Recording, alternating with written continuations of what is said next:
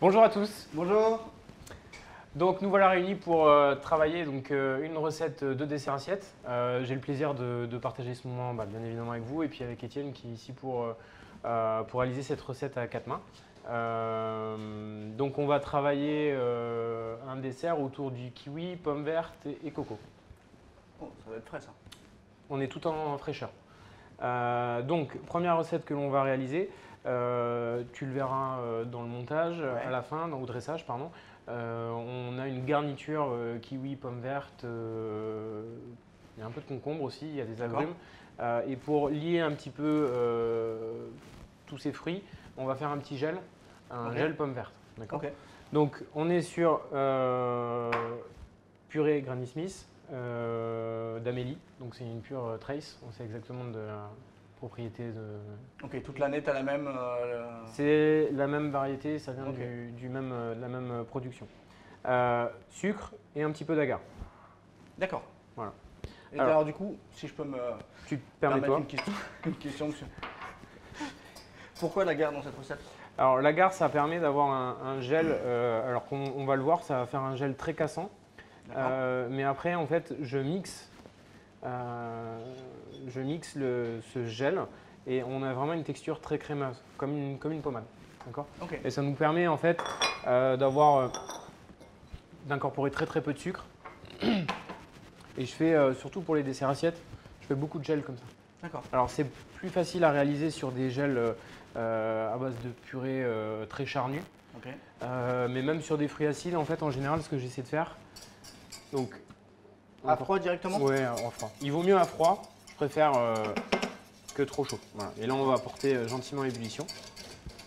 Comme je te disais, toutes les purées qui sont très fluides, on va dire des jus, ce que j'essaie, c'est de compenser avec une purée un peu charnue. D'accord. Ouais, de la poire, de la passion, mangue, de l'abricot, tout ce qui est agrumes, on va être sur de la poire. Et puis en général, ça va adoucir un petit peu. Bon, ce qu'on veut, c'est que là vraiment, aujourd'hui, dans la recette, c'est un liant. Je ne vais pas dire que ça n'a pas d'intérêt gustatif parce que c'est vraiment on va dire dans l'intégralité de la composition du dessert. Donc bien évidemment, il faut que ce soit bon. Mais c'est pas un condiment. Alors que souvent, je l'utilise vraiment comme un condiment, comme quelque chose qui est très péchu, surtout dans les fruits acides. Et donc ce gel-là, tu vas tout simplement le porter à l'ébullition, comme j'ai dit, on va le laisser figer et après on le mixe. D'accord. Donc l'agar, toujours une cuisson à ébullition? Oui. Et on est bien d'accord que tu ne peux pas le réchauffer derrière une fois que c'est pas réversible? Non, c'est pas réversible.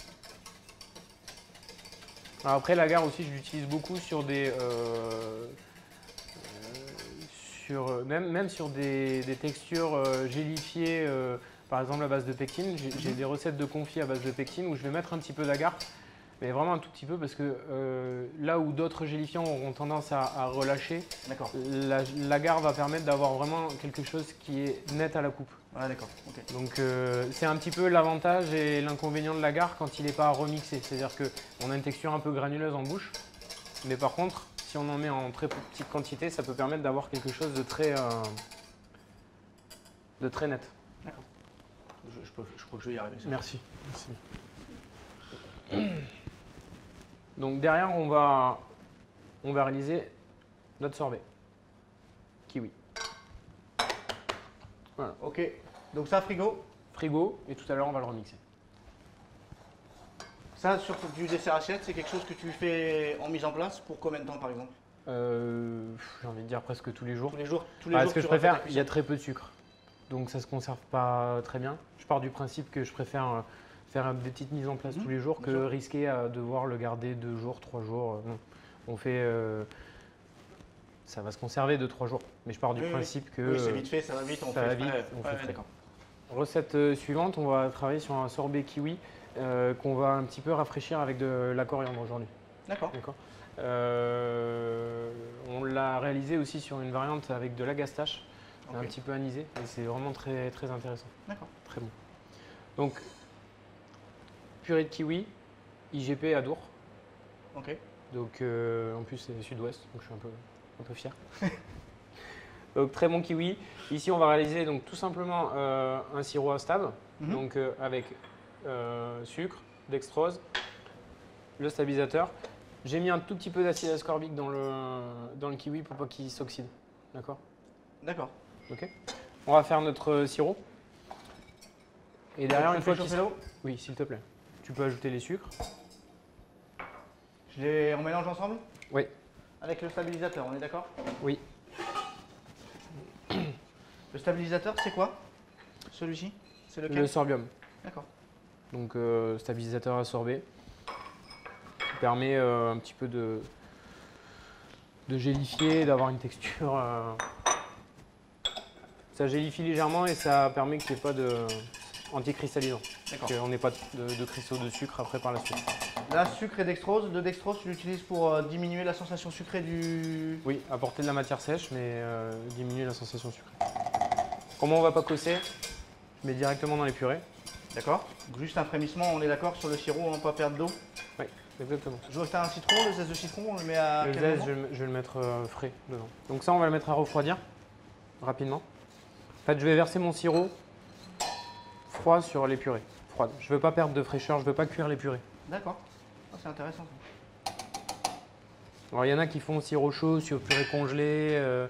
C'est un petit peu ce qu'on évoquait tout à l'heure par rapport à la masse de gélatine. Je pars du principe sirop froid, purée froide. Comme ça, au moins, je suis sûr de jamais avoir de surprise.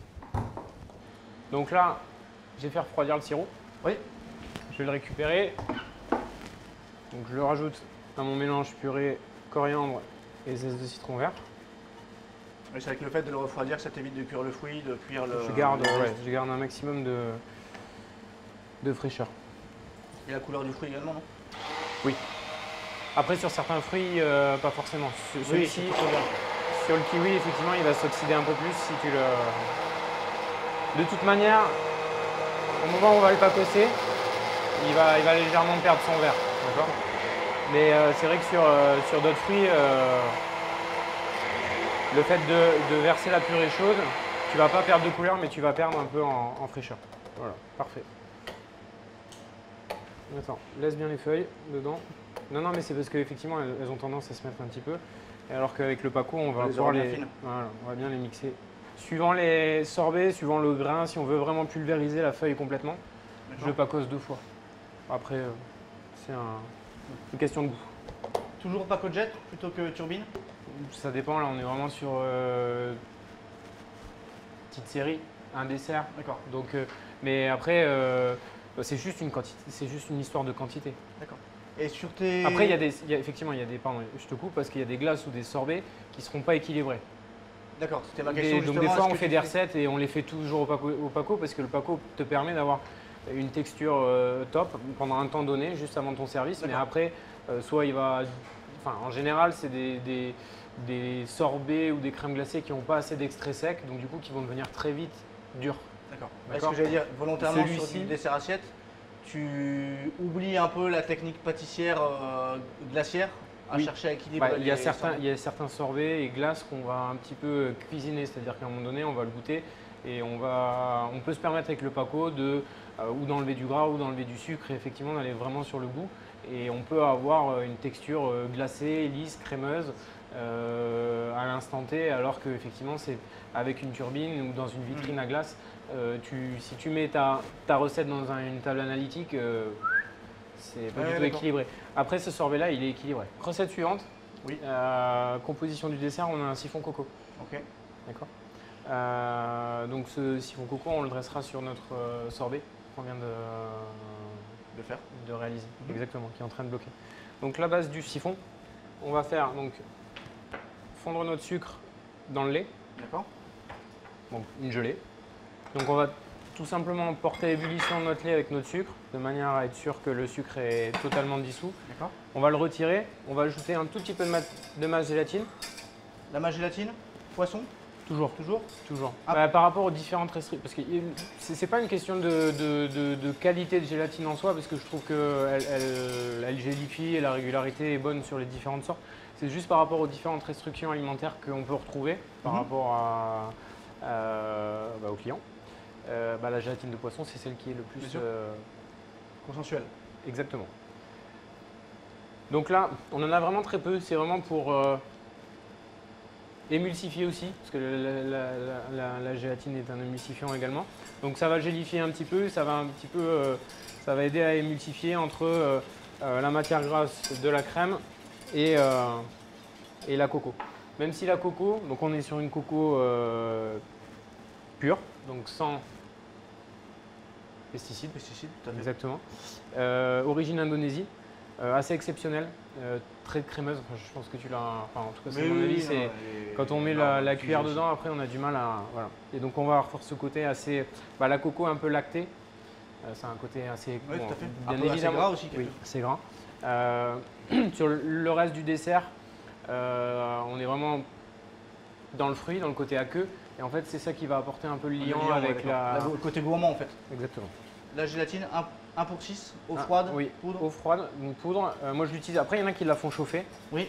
Qui l'utilisent comme un gelée. Ouais, moi, c'est vrai que c'est ce que je fais, je la fais chauffer. Moi, je préfère l'avoir en semoule parce que je trouve qu'elle aura plus de facilité à se dissoudre. D'accord. En fait, ça fait plein de petits grains plutôt qu'un bloc. Donc là, on a la crème. La crème. Ouais. Donc celle-ci, on la chauffe pas. Non. La gélatine, je te la mets en fonte au micro-ondes. Bon, là, en l'occurrence, je vais revenir sur ce que j'ai dit. Vu la quantité, tu retires ta gelée, enfin ta base de lait, sucre, et tu peux mettre la masse gélatine, s'il te plaît. Je reverse le. Ouais. Bon, concrètement, là, on a la purée, la crème.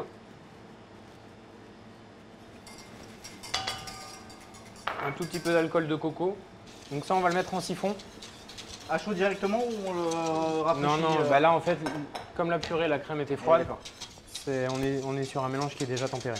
Je gaze toujours progressivement. Logiquement, sur ce siphon-là, on est à 2 cartouches. Pour avoir une texture légère, mais qui se tient, mais pas trop montée. Pas trop une texture lisse. On va la gazer tout de suite ou on la gaze au moment du service? Peu importe. Le gel est très faible. Donc, parce qu'il y a des siphons où c'est très gélifié, donc il vaut mieux gazer tout de suite pour déjà un peu, pas éclater, mais déjà un peu foisonner, déstructurer un peu la masse. Ça va éviter de se retrouver un bloc dans le siphon. Ça, cette masse-là, elle reste crémeuse, même gélifiée. Donc qu'on mette les cartouches maintenant ou au moment, une petite demi-heure avant le service, ça n'a pas une grande incidence. Question pour ma culture personnelle. Je sais que là, tu nous montres un dessert gastro, 3 étoiles Michelin. Alors celui-là, il a été réalisé pour le 114, donc c'était pour un étoile Michelin, donc bistronomie. Oui. Donc je te laisse finir ta question, excuse-moi. Merci. Est-ce que par exemple sur un banquet, je peux faire mon siphon, le conditionner éventuellement en poche sous vide et gazer au fur et à mesure mes siphons? C'est-à-dire j'ai un premier siphon, je l'utilise, une fois qu'il est vide, je le recharge, je le regaze. Oui, alors après tu fais jamais sur un, mais nous on le fait souvent. On part sur une base de… Parce qu'il faut quand même, le siphon, une fois qu'il est gazé, il faut lui laisser un tout petit peu de repos. C'est pas une demi-heure, je pourrais pas te dire exactement, mais tu gazes pas, tu siphonnes pas tout de suite. Mais par contre, nous quand on fait on a fait des grosses… gros banquets, on va dire, où on part toujours sur, on va dire, 8 siphons. Et dès que les 2 premiers sont vides, on recharge et puis en fait, on fait un roulement et ça nous permet d'avoir une texture qui est… Et c'est presque, j'ai envie de dire, il vaut mieux les faire presque au moment que trop tôt. Parce qu'on est sûr d'avoir une texture qui est bien homogène et qui va être bien plus lisse. S'ils sont gazés trop tôt et qu'ils ont trop de repos, des fois, c'est moins homogène. D'accord. Donc, mais oui, ça peut être fait. Ok. Encore une question. Si je peux me permettre. Je t'en prie. La purée de coco, il y en a un peu de grain quand même dedans, on n'est pas sur une texture ultra lisse. Est-ce qu'on la chinoise avant de la mettre en siphon ou est-ce qu'on n'a pas de souci avec cette légère granulométrie qu'on a dans la coco? Non, sur celle-ci, non. Okay. Non, parce que c'est pas… Effectivement, il y a du grain, mais il est très très fin. Okay. Après, il n'y a rien de pire, effectivement, de se faire avoir sur un siphon plein avec un grain, parce que là, du coup, on est… Voilà. Mais là, j'ai vraiment jamais eu de souci avec ceci. Donc, prochaine étape, qui est le décor et qui en même temps va être l'élément texturant, on va dire, croquant du dessert. On va réaliser une petite glace royale. Ok. D'accord. Donc, tout simplement, sucre glace blanc d'œuf. Et puis, on le verra pour le décor, on parsemera un petit peu de poudre de cassis. D'accord. Voilà. Ok. On verra, on va mettre des petites pousses sur le dessus du dessert, et notamment du ciseau pourpre. Et c'est vrai que le cassis, avec ce côté un petit peu violacé, je trouve ça très très joli. Bon, hormis le côté gustatif, enfin la poudre de cassis est vraiment très très bonne. Là, c'est vraiment plus pour Pour le visuel. pour le visuel, exactement. Je te laisse mettre tout simplement hop, le sucre glace Tamisé. tamisé. Et ça, tu le mets à monter. Donc juste blanc d'œuf, sucre glace, pas un jus de citron, Non. pas d'accord. Non, non. Après, tu peux. Le jus de citron, si j'en mets, je le mets à la fin. Parce que dans les blancs, ça les fait un petit peu. Ça les sert.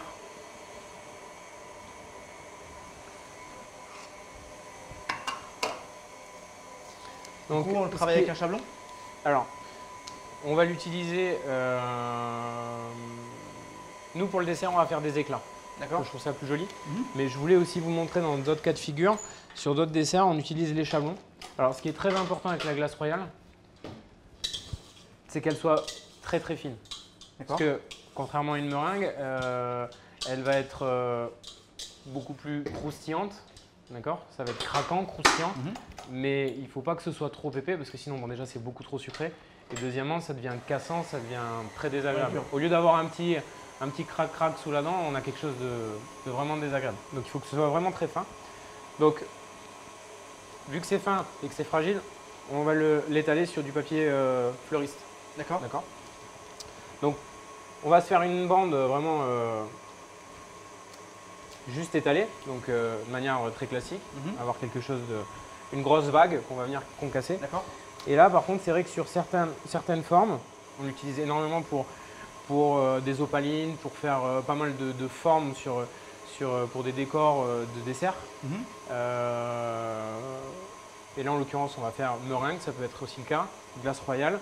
Alors, ce qui est bien, c'est que, en fait, on envoie, enfin moi, j'envoie mes dessins PCB, à la forme plus ou moins, quand c'est pas des formes géométriques, bien évidemment. L'épaisseur, et en fait, on peut avoir.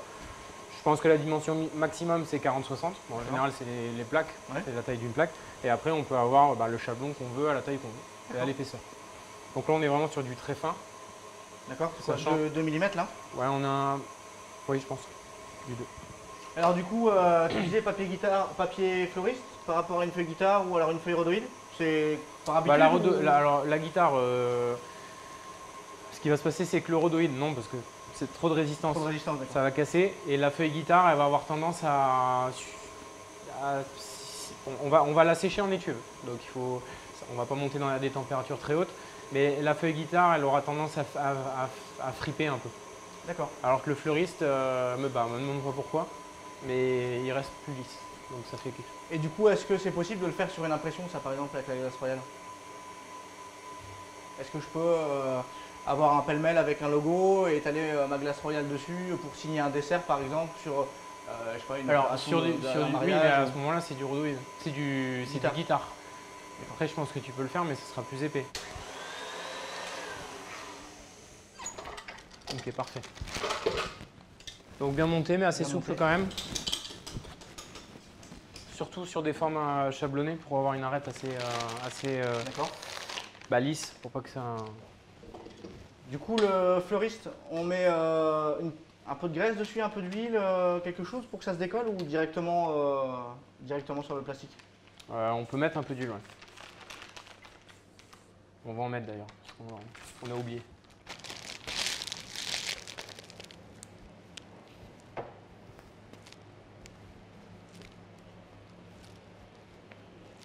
Le chablon, par contre, pas besoin de le graisser. Hein. Non, non. Donc là, comme je t'ai dit, il faut tirer un maximum pour avoir des bâtonnets bien fins. Après, ça peut être des feuilles, ça peut être tellement de formes. Hop. Merci.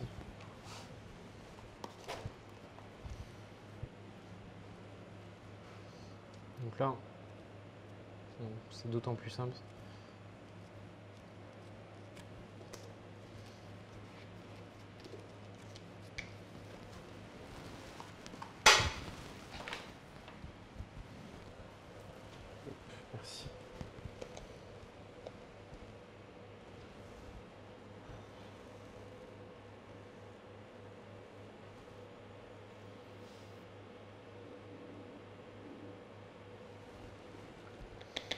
Hop. Donc ça, on peut les laisser à plat. Et là, on va les mettre, on les met en forme. Oui, oui, bien sûr. Bah, ça, on peut le laisser. Alors la seule chose, c'est qu'il faut faire attention. Alors là, bon, on l'a mis sur silpate pour justement que notre papier fleuriste ne bouge pas. À l'inverse, quand on va le mettre à sécher, il faut le mettre sur une feuille de papier. Enfin, il faut mettre une feuille de papier cuisson. Même en gouttière, là, moi, je mets parce que Oui, pour pas qu'elle s'il y a un risque point de d'adhérer. colle, ouais, s'il y a un point de colle, après derrière, on va forcer Et on va tout et bah, tout va casser.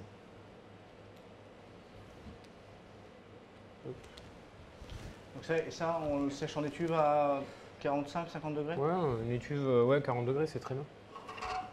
Donc, élément très important de la composition du dessert, c'est la garniture qu'on va dresser à la base du dessert. Donc là, on est sur une brunoise donc, de kiwi jaune, kiwi vert, un petit peu de granit pour la texture et un peu de concombre aussi. J'aime bien le concombre pour le côté très rafraîchissant. Il y a énormément d'eau dans le concombre, donc ça rapporte un peu de fraîcheur. Donc on va ici juste, j'ai déjà mixé le gel pomme, mais je voulais vous montrer avant. D'accord, donc ça, celui-ci, on voit, il est très Ah oui, on voit vraiment une texture cassante voilà. après, avant. Limite avant désagréable comme ça. Enfin, franchement, ça donne pas forcément envie comme ça, mais après, on va voir une fois qu'il est mixé.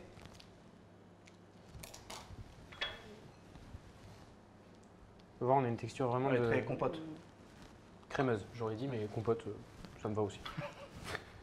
On a notre garniture de base. On va venir l'assaisonner avec un petit peu de gingembre. Ça, c'est vraiment minute. Oui. Oui, oui, oui. Et même la brunoise, bon, bien évidemment, avant le service, on la prépare. On l'a préparé un petit peu en amont de la démonstration. Le plus frais, c'est le mieux. Parce que tout de suite, dès qu'ils vont être, surtout dès qu'on va avoir mis, on va parler du broyé, du citron de menton, dès qu'il y a l'acidité, ça va commencer à cuire. D'accord, ok. Donc, plus c'est frais, meilleur c'est. En tout cas sur la texture. Parce qu'après, au niveau des goûts, c'est pareil. Un petit zeste de citron vert. Donc là, je te laisse. On le lie, on essaie de pas trop l'écraser. Bah, sans goûter, je trouve que la texture est assez homogène, harmonieuse. Je te laisse goûter le citron, le broyé. Tout seul, je trouve que c'est un nouveau produit. Et je trouve, comme sur le broyé clémentine, Ouais, c'est bien, on a vraiment cette texture. ouais, c'est ce que ce que je t'ai dit Al tout à l'heure. dente, ouais. Ouais. On garde quand même la fraîcheur, c'est cuisiné, c'est pas trop brut, mais on garde quand même, il y a un parfum assez exceptionnel. En fait, ça, là, tu vas t'en servir comme assaisonnement, mais c'est un produit qu'on peut utiliser tel quel. C'est vrai que moi, le broyé, là, je le vois bien dans une tarte citron. Ah bah, On est vraiment sur le fruit, c'est pas trop cuit. non, non, mais on a vraiment. vraiment Oui, de oui, la effectivement, texture, là, côté c'est texture. plus de l'assaisonnement, c'est plus du condiment, et au final, on va pas vraiment le ressentir en tant que tel, on va avoir des parfums citronnés. Et c'est vrai que si on tombe sur un grain, on va vraiment l'avoir, mais en garniture pure, c'est vraiment excellent. Enfin, une tarte citron, oui, Ouais, une tarte évidemment, ou citron autre. sur un entremets, sur. Une glace, C'est enfin un marbré c'est vrai, dans une c'est vrai. glace. Ouais, même en topping. Oui, C'est vrai que c'est pas évident parce que un artisan, c'est pas toujours évident d'avoir la même provenance de fouille, la même régularité sur des agrumes. non, puis le travail du En fruit, saison, enfin, et faire ça prend beaucoup de temps. Voilà, Au tout à labo, c'est énormément de temps. Donc, C'est vrai, c'est vrai. donc, on a tous les éléments pour le dressage. Avant ça, on va juste préparer notre petite vinaigrette. D'accord. D'accord. Donc, en fait, là, j'ai récupéré un petit peu de sorbet. Je l'ai laissé fondre et je l'ai passé. Donc c'est le mix alors. C'est le mix à C'est le sorbet. sorbet, ouais, le mix à D'accord. sorbet. Comme ça nous permet d'avoir un jus Clair. presque clair. Ouais. Exactement. D'accord. Passer juste à la passette ou tu centrifuges? À la passette. D'accord. Ouais. Et là, tu l'assaisonnes avec une huile d'olive. Une huile d'olive. Donc, on va pouvoir attaquer le dressage. Assiette creuse. On vient donc déposer notre garniture un bon centimètre. Est-ce que tu as eu l'occasion de visiter C'est pas très loin de chez toi, chez Maurice Lotti? Chez Maurice Lotti, ouais, à Menton. C'est chouette, ça fait un bel artisan avec ses petits citronniers. Et bah finalement, je pense qu'il sera content de voir ce que tu as fait avec ses citrons. Ouais, j'espère. Un peu de yaourt égoutté. D'accord. D'accord. avec le siphon coco, ça va nous aider à apporter un peu de liant. Ouais, exactement. Donc là, on est sur le crispy coco. Donc je sais pas si tu as déjà goûté. Ouais, j'adore ça. Si tu mets le nez dans le pot, tu le termines. Ouais, c'est un peu le problème. Donc là, ça va nous aider à apporter une texture supplémentaire et puis à renforcer un petit peu le goût de la coco présente dans le siphon. Les crispy coco pour apporter un peu de texture et puis renforcer un petit peu le goût de coco. Le goût du siphon, exactement. Donc là, petite bouleuse. Je vais venir déposer l'équivalent d'une demi-boule. Donc là, il a été gazé à 2. D'accord, 2 cartouches.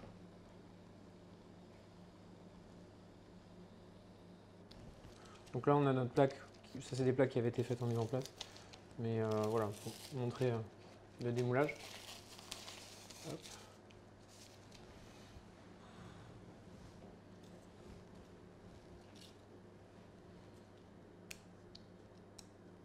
Tu entends le côté très craquant, donc il faut que ce soit un petit éclat. Donc là, qu'est-ce que tu nous mets comme pousse là? J'imagine que tu les choisis pas par hasard. Coriandre cresse. D'accord. Et le shiso pourpre. Alors la coriandre, c'est vraiment par rapport au rapport avec le parfum du sorbet. Après, le shiso pourpre, c'est vraiment plus pour la couleur pourpre que j'apprécie. Et puis comme je te le disais, je trouve que ça se marie, enfin, de ton sur ton avec la poudre de cassis, je trouve ça très joli. Là, la vinaigrette, elle est un peu fluide. On va la déguster comme ça. Après, ce que je fais souvent dans les jus, c'est que j'exantame très légèrement. D'accord. Quand tu veux avoir un velouté, un tout petit peu. Ouais, très léger, hein, parce que à l'inverse, quand c'est. Oui, pas que ce soit, faut que ça reste nappant. Oui. D'accord. Et puis là, j'imagine que j'ai un service minute aussi devant le client par les équipes de salle. Tout à fait. On a le droit de goûter, chef? Ben.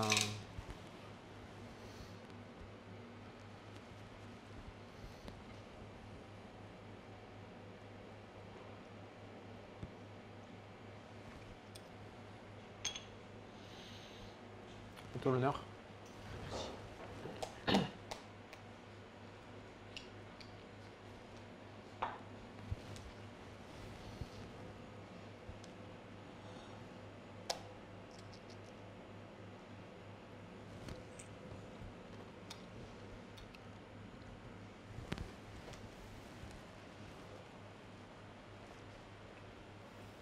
C'est pas bon? C'est très bon. C'est super bon parce qu'en fait c'est super frais et en fait la coco apporte ce côté un peu gourmand en fait. La rondeur et c'est... La coco, on l'a pas tout de suite. Hein. Non. Mais effectivement, ça apporte. C'est le genre de dessert, mais on est très très fruits. Et hormis ça, on a quasiment que du fruit. Et du coup, c'est un dessert qui, même après un repas assez. C'est même un dessert pour quelqu'un qui veut plus de dessert. C'est presque un dessert qui te fait du bien, qui te lave le palais, qui te réhydrate. Très parfumé. Donc, Et puis en fait, le côté finalement naturellement gras de la coco et du coup qu'on retrouve dans le siphon, je trouve véhicule est un peu vecteur de tous ces parfums. Il faut un liant dans un dessert. Des fois, il y a des très bons desserts, mais c'est un peu séquencé. Enfin, il y a trop de. Il n'y a pas de liant. Il faut qu'il y ait un liant. Et là, en l'occurrence, c'est le yaourt aussi égoutter fait beaucoup, mais c'est surtout le siphon coco. Tu retrouves les crispies, hein? Ouais. Tu t'adresses un?